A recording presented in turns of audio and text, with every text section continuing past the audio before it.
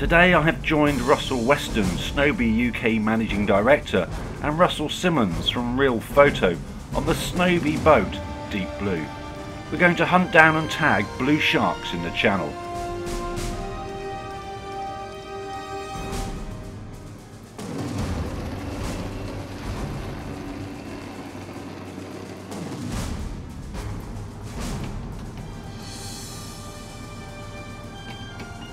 So here we are, leaving QAB Marina in Plymouth on the Snowbee Deep Blue, going sharking. And we couldn't have a better day for it. It's absolute flat calm with promises of sunshine by 9 o'clock. First, we're going to need to catch some bait fish, which today will be mackerel. Then head off to a wreck and try and bag a cod or two for tea, before targeting today's main quarry, the blue shark.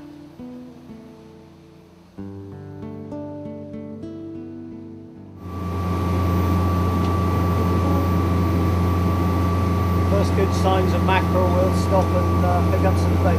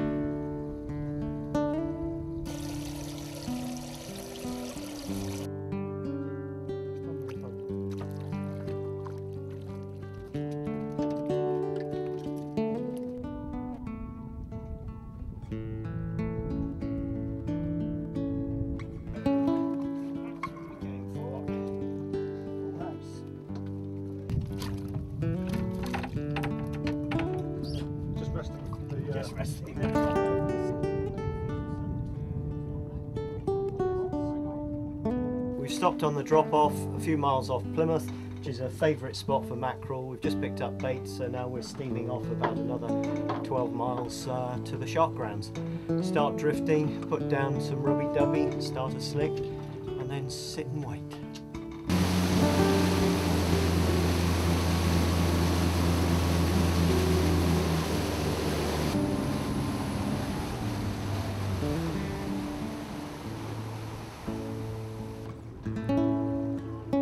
This is the wreck, and there's loads of fish above it. All the blue is fish. The white with the yellow outline is the hard line of the wreck.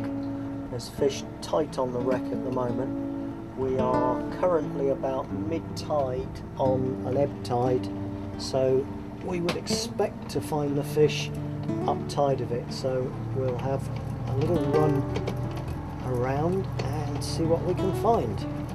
We're going to start off, before we go sharking today, we're going to start off and do some speed jigging on this wreck. So once we've found the fish, we will stop and give it a go. I'm just moving down to the west to get down below the wreck, and then we'll steam right up across it, heading up tide, as that's where we would expect to see the fish.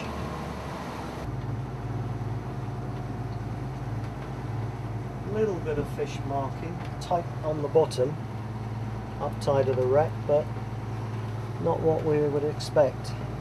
We'll just give it a little bit further, otherwise it looks as if the fish are tight on the wreck today, which is not a problem, just means we lose more gear. That's interesting. Yeah, this wreck is in several pieces and there's little bits and lumps all over the shop on it. I'll tell you what, should we give that little scratch a drift? Should we? Because if there's cod about, that's more likely to be it, tight to the bottom.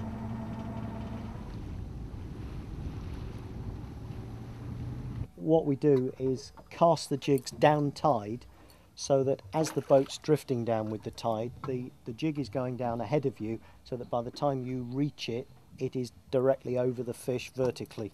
So that's the plan. Let's see. And then it's just free spool right down to the bottom. We're drifting generally down that way. And as I say, we're going to be working the jigs today really tight to the bottom in the hope of finding cod.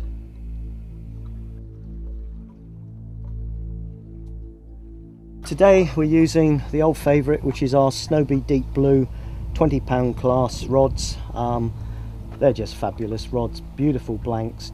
We designed them perfectly for this type of fishing, wreck fishing in the English Channel, and they just are superb. Matched up today with my favourite, which is the Accurate. This is actually an old 270 twin speed, which is now being superseded by the new 400 models, but just amazing reels. Small, solid, all bar stock, machined aluminium, and yeah, okay, they're not the cheapest reels on the market, but this reel must be at least 10 years old. Look after it, wash it down after every trip, and it's still good as new, and you're just paying for absolute quality. You know, if you look at that with the bearings, everything's on bearings, and it just goes on and on. Fabulous reels.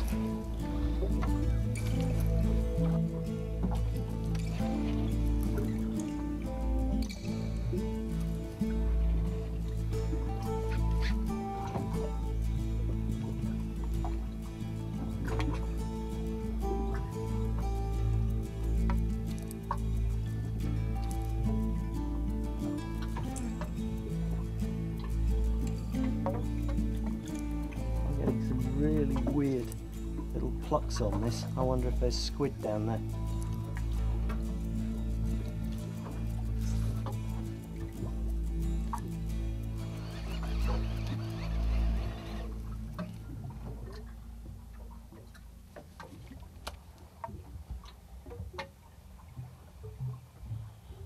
So is it actually possible to hook squid when you're jigging? Or? Oh yes, yeah, they will attack just about anything. And I've got a twin hook rig on this, and if you foul hook them, this is quite possible. It's actually quite surprising what will take a jig. You know, you'll catch pouting and whiting that are not much bigger than the jig itself, but they'll still have a go at it. Ah, great big mackerel. Now there's an example. That's not much bigger than the jig, but they will still have a go at it.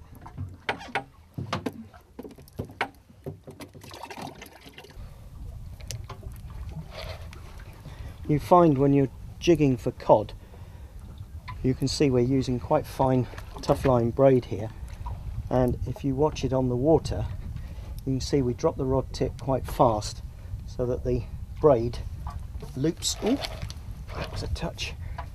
You can see it sort of spooling on the surface, because very often with cod they'll take the jig on the way down like that. Yes, nice fish. Oh, come on. Ooh. Wow.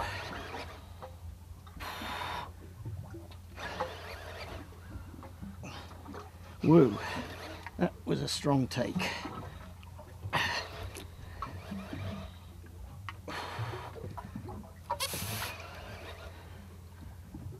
That's quite a good fish.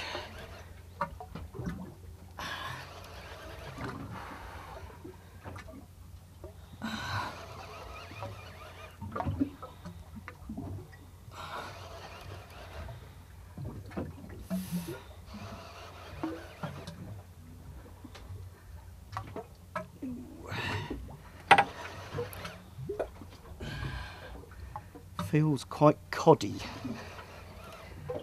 You can generally tell a cod because they've got this habit of shaking their heads, and you get this dug dug dug all the way up, which is a completely different fight to a pollock. which is more of a sort of 2 strong dives. But because I was working that jig really tight to the bottom, literally a couple of feet of the bottom, it's more likely to be a cod. What sort of depth are we fishing in then? We're in about 72 metres here, so 210, 220 feet.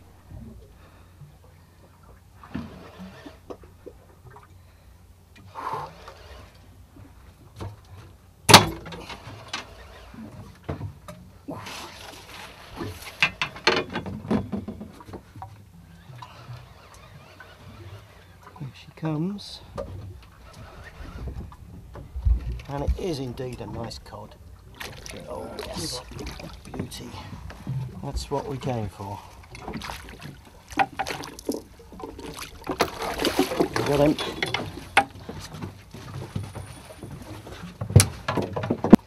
Probably about 8, 9 pounds, something like that. And there we are. That's what we came for. First of many, I hope. Bottom feeders, they will attack pretty much anything you put down there, but we found jigging works particularly well with cod, as I say, if you work them tight to the bottom. That's a stunning fish. What is it about cod? The taste.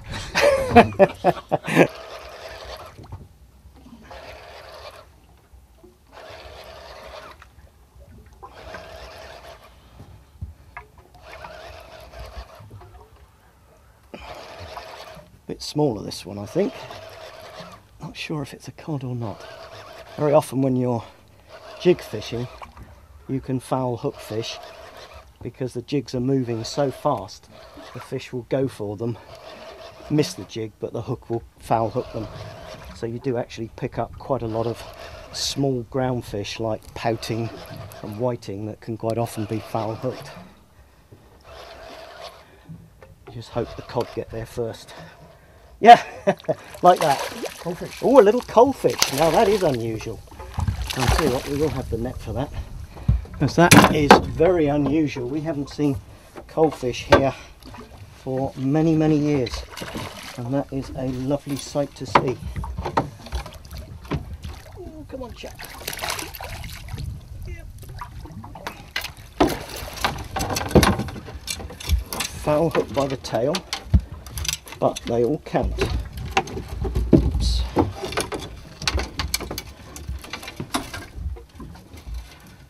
Where's he gone? Not sure what's going on here. There we go. Right. Let's get that one out of the way. Let's get the hook out. That will probably make life a bit easier.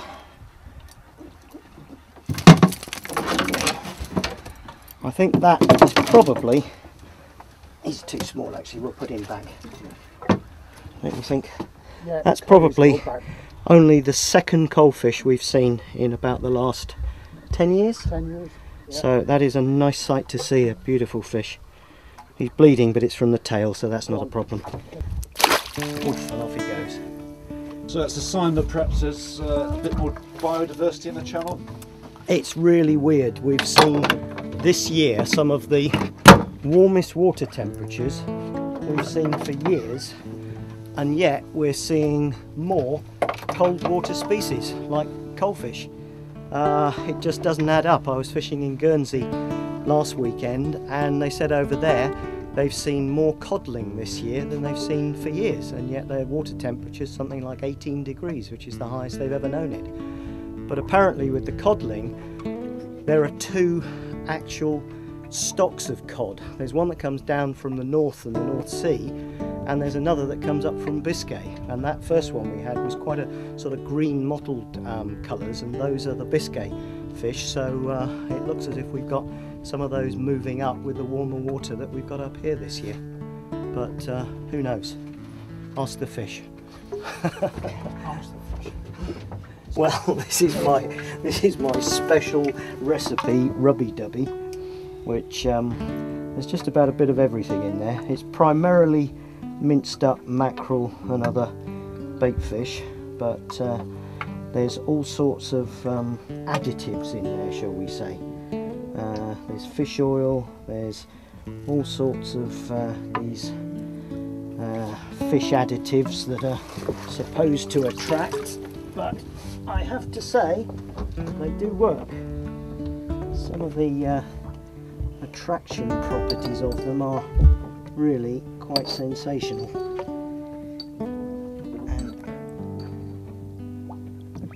And so we set that going, which you can see immediately. You can see the oils coming out of it. We also mix bran with it, like horse feed bran, so you have all the little particles which all absorb the oils and smell, and they disperse, but it just makes it last longer. So what we're going to do now is steam quietly. I'll put that in because that's all extra smell. Steam for a quarter hour or so? Yeah, give it a... In that case, I'll put the birds out, shall I? Yeah, why not? Yeah. But we'll steam up tide and across tide so that we're setting a slick up before we actually stop and start sharking. So for the sharking we use heavy, about 300-400 pound monofilament. That is really just as a chafe, because the shark will quite often spin and they've got very rough skin, and it will chafe through any normal thickness monofilament. So we use a heavy mono as a chafe, probably about 6 feet of that, and then onto a wire trace which copes with the sharp teeth. And we've moved over in the last few years to barbless circle hooks. So we use heavy duty mustad circle hooks, but hammer the barb down and file it off. And generally you'll find if you use those, the shark are hooked right in the scissors and are far easier to unhook, and causes them far less damage. You were saying earlier about the tagging program. Yeah, we work quite closely with the Shark Trust, which is actually based in Plymouth, and they have a shark tagging program. So whenever we can, we try and tag shark before we release them. So it just helps with their research when they're recaught. But hopefully we'll show you that a bit later. So there's the rig, heavy duty swivels, circle hook, heavy wire trace, swivel, and then about 6 feet of 300-400 pound monofilament through to another swivel onto your main line. Simple as that. And we just use simple kids balloons as floats.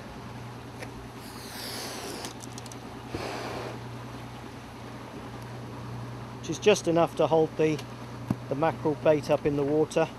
And then what we generally do is use a weak 6-8 pound monofilament link onto the swivel, so that once you hook a fish, that will snap off, so it's not getting in the way while you're trying to play it.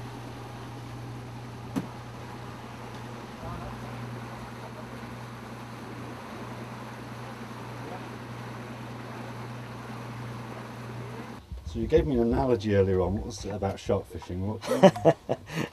That's one of Russ's. Shark fishing is 95% boredom, 5% sheer terror.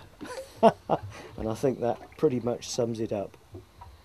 Generally put a few slices in the bait just to get a bit more juice into the water.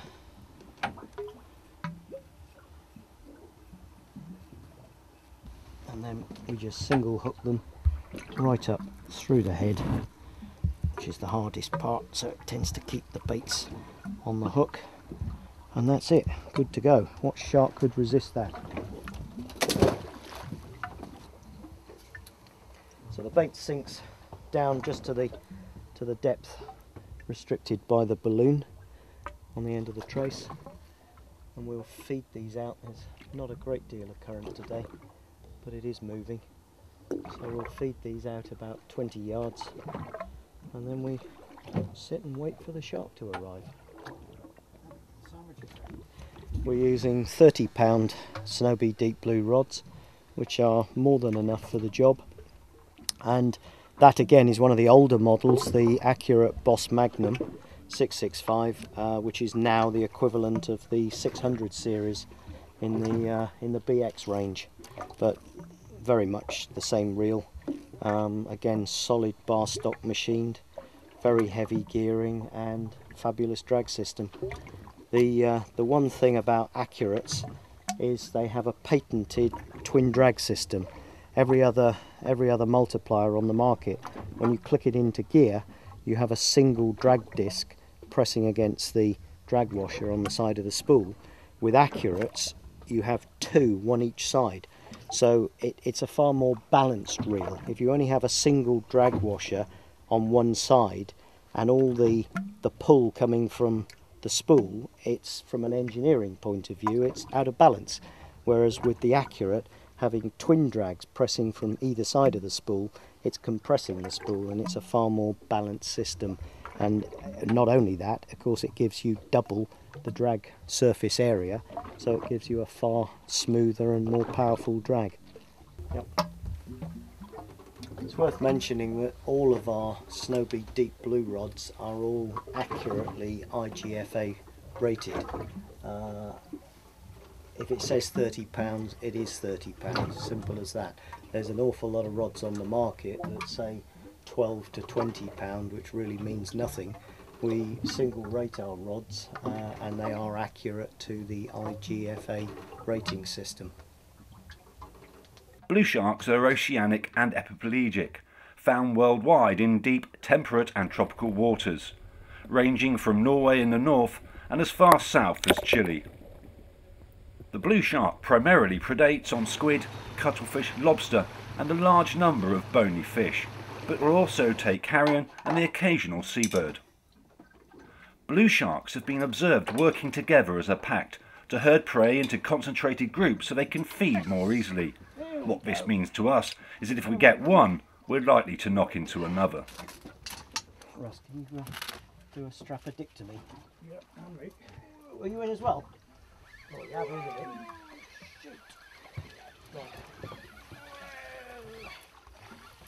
Oh, look at this, look, I got one. Whoa! Following. Chasing. Whoa! Whoa! Can I have the butt pad? Yep. That's good. A few interested parties. Now, this manoeuvre's called Roger the Cabin Boy. Okay. Yep. Good. Here you go. Okay.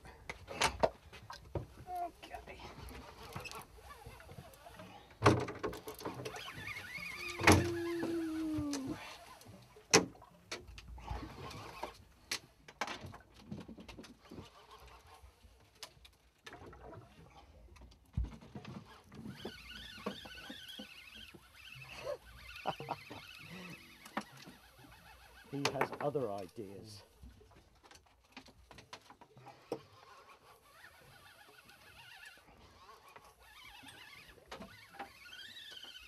That's a good fish. That's a good fish. Yeah, that was a good one following in as well. Yep. That was 120, 140, I reckon.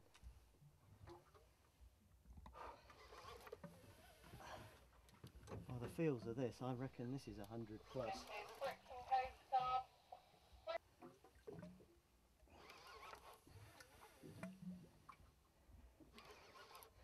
This is always the soul destroying bit. You pump him all the way to the surface and then he goes and does this all over again.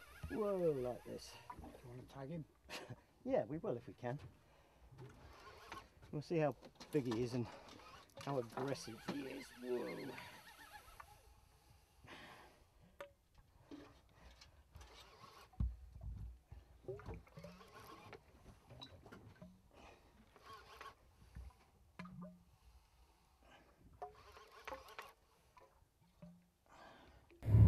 Blue sharks, like many other species of shark, are counter-shaded. The top of the body is a deep blue with a white belly. Male blue sharks commonly grow to 2 meters, whereas their female counterparts can reach over 3 meters in length.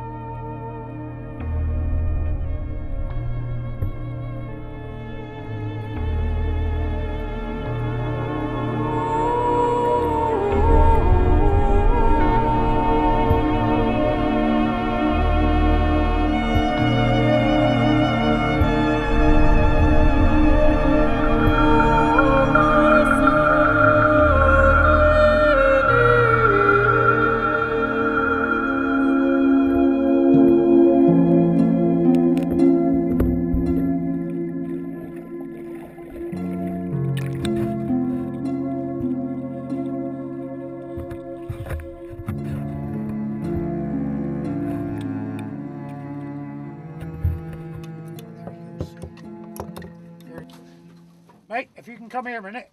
Yep. Let's go. Okay. Woo. Hey, first one of the day. Where there's one, there's more. I'll go 75. Locality in words. Where are we?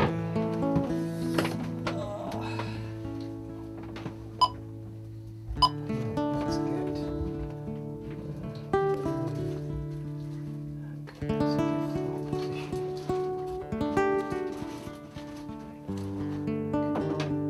Sea temperature.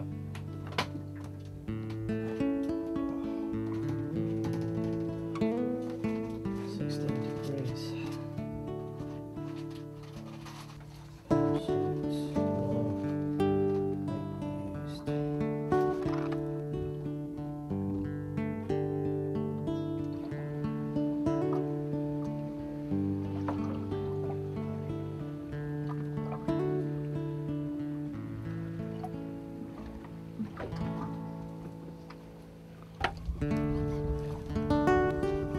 Got him? Oh, yes. Excellent. Leave that on while I get the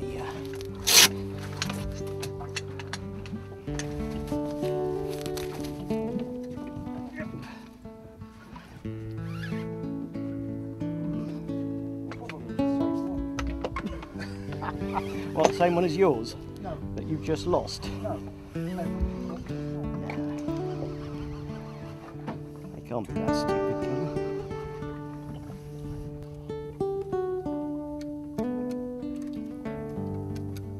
Here he comes.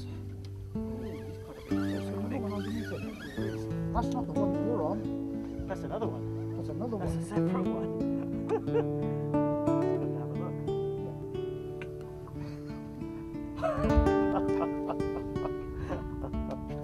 Oh, come on.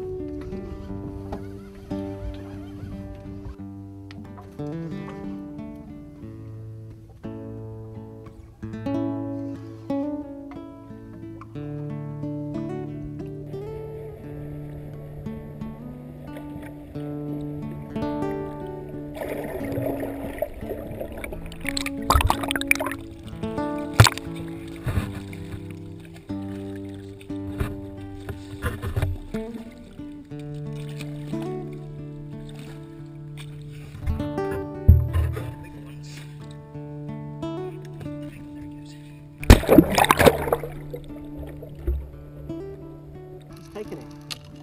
Here we go. Woo! Yep.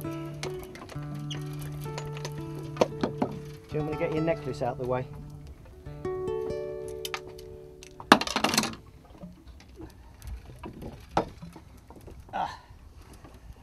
I'll just sit quietly and drink beer and laugh. Of course you would. Wouldn't you? Oh, you saw how the tag gun works, did you? It's just a hollow needle which you put the tag down into, which has just got a plastic barb, and you just stab it in and it just tags the fish. It doesn't harm it, and you've got a record then for good. So the next person that catches that snips the tag off and reports it I to tell you the what. Shark Trust. What? You watch where my line was. Yep. If that wasn't a bonito, I don't know what was. You're joking. I'm not. Well, in that case, we will get the spinning rods out in a minute. What, in the slick? In the slip. Woo, It was about 3 times the size of the mackerel. woo. Forget the shark.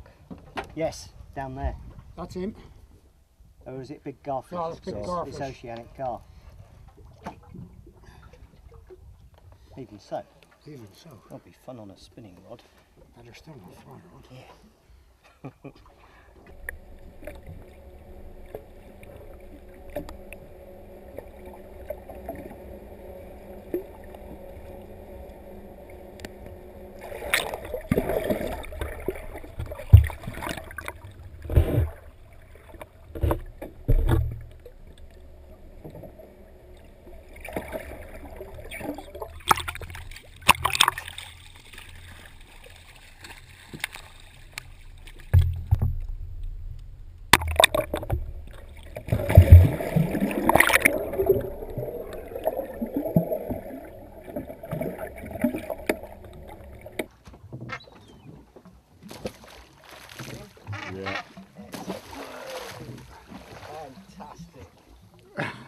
you get them both?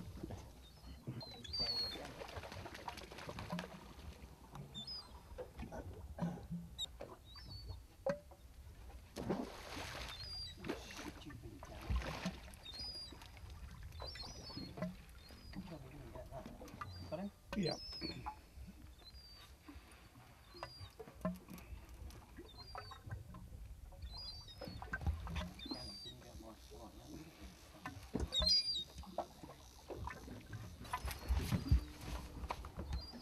Cheers.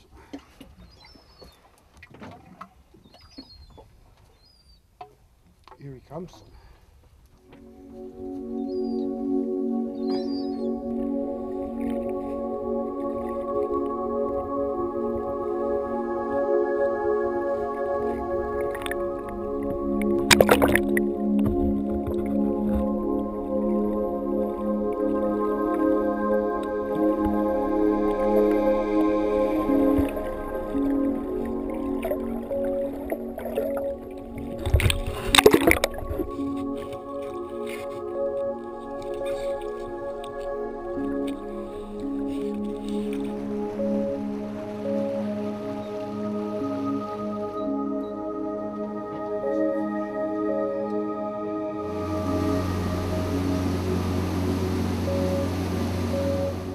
Our day at sea with the Snowby crew is drawing to an end.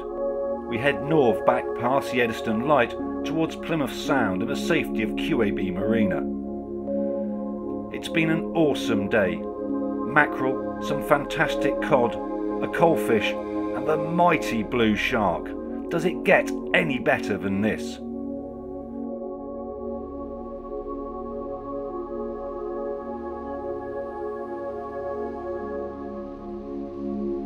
For more information on Snowby and their products, why not visit their website at www.snowby.co.uk. Just leaves me time to say thanks for watching, hope you've enjoyed the show, and stay tuned for more exciting adventures with Wilderness TV and the Snowby crew.